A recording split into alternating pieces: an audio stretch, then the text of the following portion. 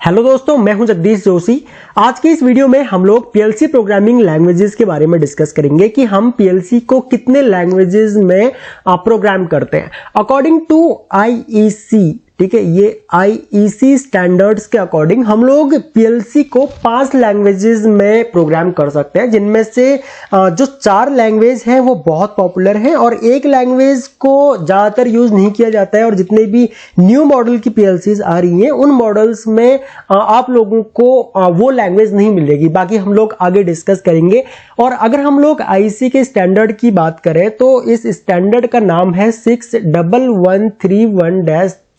Okay, अगर आपसे interview में मान के चलो कभी पूछ लिया जाता है कि भाई लैडर लॉजिक है या फिर कोई एफवीडी की लैंग्वेज है, कोई भी अगर लैंग्वेज के बारे में अगर आपसे पूछा जाता है कि भाई ये किस स्टैंडर्ड के अकॉर्डिंग हम लोग इस लैंग्वेज को यूज करते हैं, तो आप लोग सिंपली आईईसी स्टैंडर्ड और 61131-3 को आप बोल सकते हो। आईईसी का मतलब होता है इंटरनेशनल इलेक्ट्रोमैकेनिकल कमीशन। ये एक यूरोपियन कंट्रीज के द्वारा बनाया गया स्टैंडर्ड है जिसको पूरी दुनिया फॉलो करती है।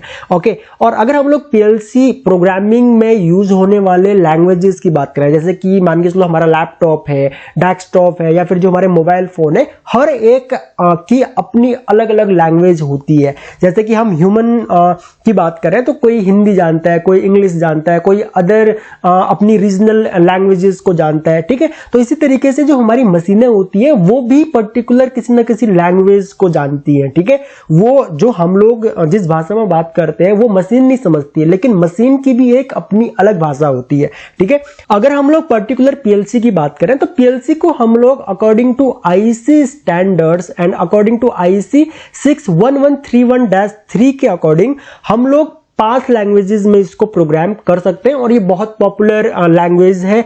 और आपको जो काफी बड़े प्लांट होते हैं ना, जैसे कोई यूरिया का प्लांट है या फिर कोई अदर केमिकल से रिलेटेड प्लांट है, तो वहां पे आप लोगों को मैक्सिमम यहाँ पे 2, 3, 4 लैंग्वेजेस एक ही पीएलसी में आपको देखने को मिल जाएंगी।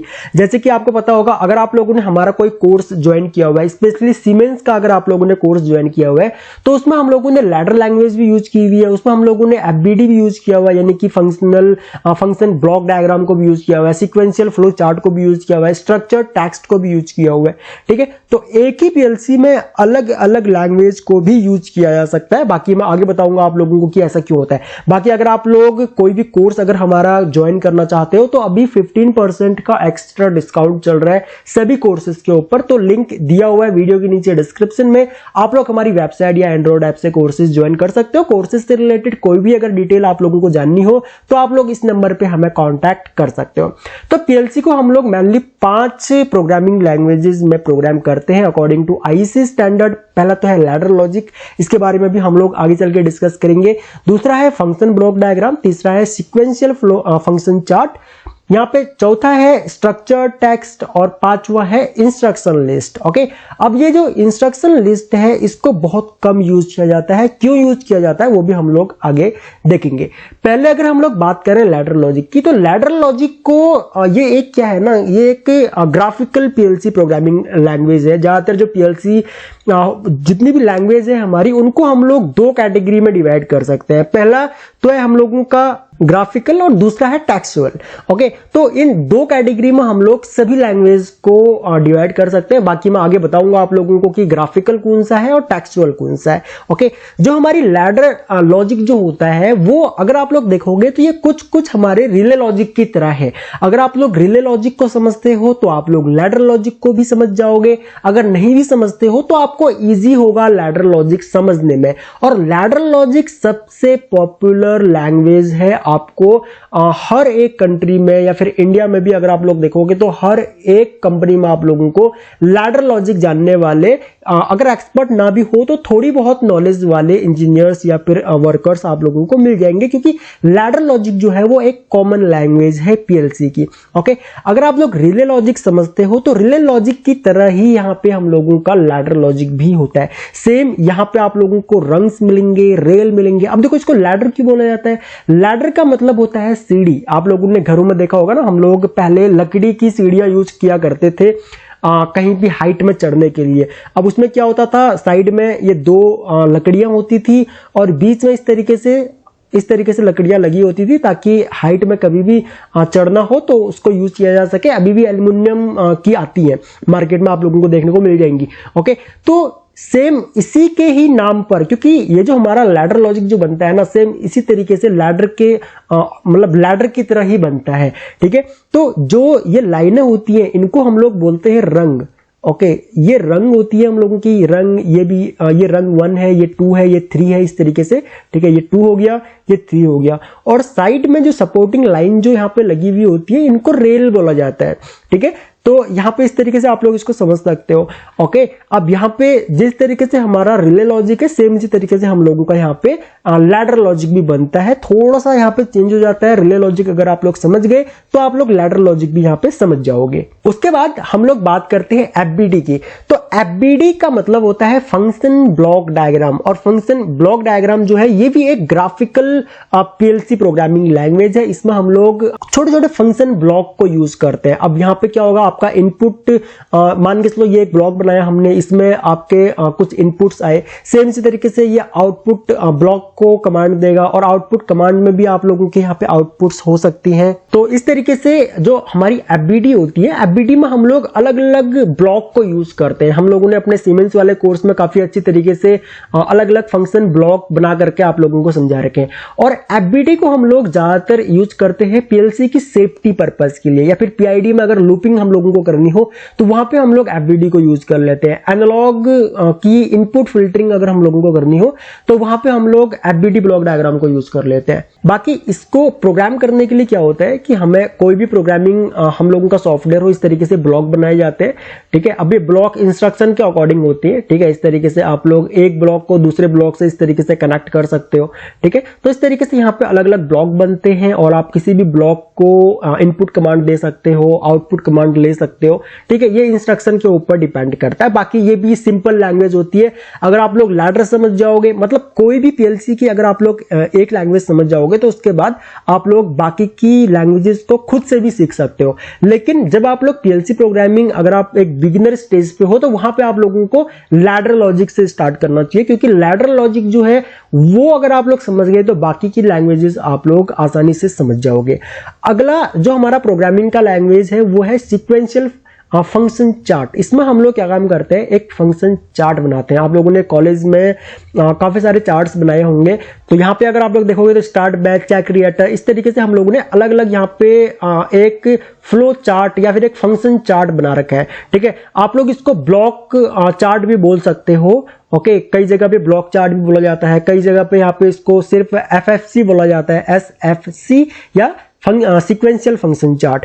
ओके, अब ये जो हम लोगों का एसएफसी जो होता है ये भी एक ग्राफिकल प्रोग्रामिंग लैंग्वेज होती है यहाँ पे, क्योंकि ग्राफिकल हम लोगों को एक तरीके से हम लोग ना यहाँ पे ग्राफिकल इमेजेस को यूज कर रहे हैं। अगर हम लोग कोई सिंबल बना रहे हैं इस तरीके से तो ये भी एक ग्राफिकल इमेज है। हम लोगों की एनो बना दिया, ये हम लोगों ने एक एनसी बना दिया, या फिर हम लोगों ने एक टाइमर को ले लिया, या फिर हम लोगों ने एक आउटपुट ले लिया, तो ये एक ग्राफिकल प्रोग्रामिंग लैंग्वेज हो जाती है।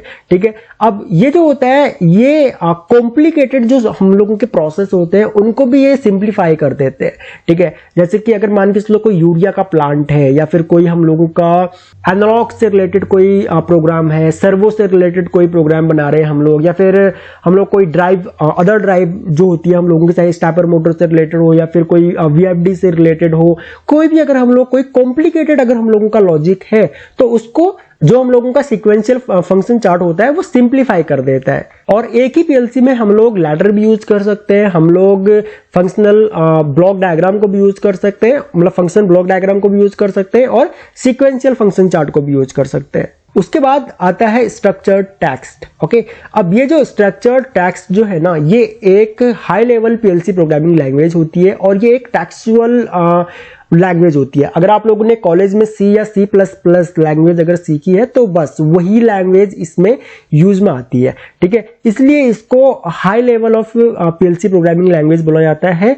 ठीक है, ये कितना भी कॉम्प्लिकेटेड अगर आपका कोई लॉजिक है तो उसको बहुत ही तेजी से ये प्रोसेस कर देती है, एग्जीक्यूट कर देती है। जैसे कि मान के चलो आपको कोई बार कोड कोई स्कैन करना है, मान के चलो कोई आपका पैकेजिंग का प्रोसेस चल रहा है, वहां पे आपको हर एक प्रोडक्ट में बारकोड लगा रखे हैं और वो बारकोड स्कैन करने हैं, तो वहां पे आप लोग क्या काम कर सकते हो, स्ट्रक्चर्ड टेक्स्ट में आप लोग प्रोग्रामिंग कर सकते हो। कहीं पे अगर आपको लूपिंग करनी है तो वहां पे आप लोग कर सकते हो, या फिर कहीं पे आपको डेटा मैनिपुलेट करना है तो वहां पे आप लोग स्ट्रक्चर्ड टेक्स्ट में आप लोग प्रोग्रामिंग कर सकते हो। या फिर कहीं पे अगर आपको मान के चलो कॉम्प्लिकेटेड मैथ सॉल्व करनी हो तो वहां पर भी आप लोग स्ट्रक्चर्ड टेक्स्ट को यूज कर सकते हो, क्योंकि मान के चलो अगर आप लोग लैडर या फिर अदर एफबीडी हो गया या फिर फंक्शन ब्लॉक चार्ट में अगर आप लोग इस तरीके से अगर आप लोग कोई मैथ के इंस्ट्रक्शंस को सॉल्व करने की कोशिश करोगे तो वहां पे आपका जो लॉजिक बनेगा या फिर जो आपका प्रोग्राम का जो लेंथ होगा वो बहुत बड़ा हो जाएगा। उसी की जगह पे अगर आप लोग स्ट्रक्चर्ड टेक्स्ट में या फिर C++ में अगर आप लोग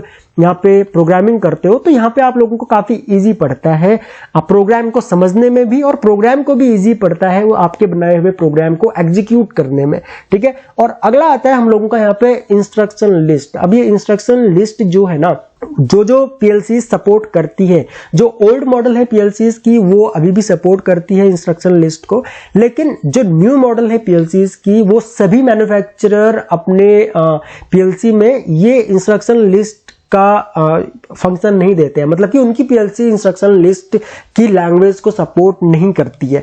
ओके, जो ओल्ड मॉडल है, ओल्ड मॉडलों में आप लोगों को मैक्सिमम मैन्युफैक्चरर्स की पीएलसी में ये लैंग्वेज मिल जाएगी। ये एक लो लेवल टेक्सचुअल लैंग्वेज होती है पीएलसी प्रोग्रामिंग की, ठीक है, जिसको अब बहुत कम कंपनीज अलाउ करती हैं अपने डिवाइसेस में प्रोग्राम करने के लिए, लेकिन जो अलाउ करती हैं उनका अगर आप लोग मैनुअल खोल के देखोगे तो हर एक इंस्ट्रक्शन के साथ में इंस्ट्रक्शन लिस्ट आप लोगों को मिल जाएगी, जिनको यूज करके आप लोग उस पीएलसी को प्रोग्राम कर सकते हो। ओके, आई होप कि आप लोगों को ये पांचों लैंग्वेजेस के बारे में पता लगा होगा, एक बेसिक आइडिया आप लोगों को मिल गया होगा। बाकी अगर आप लोगों का कोई भी डाउट हो इस टॉपिक से रिलेटेड, वीडियो के नीचे कमेंट कर सकते हो आप लोग, मैं आपके सारे कमेंट्स पढ़ता हूं और मैं कोशिश करूंगा कि आने वाले लेक्चर्स में आपके डाउट्स को मैं सॉल्व कर पाऊं। सो इस वीडियो लेक्चर में इतना ही गाइस, थैंक्स फॉर वॉचिंग, मिलते हैं अपने नेक्स्ट वीडियो लेक्चर में।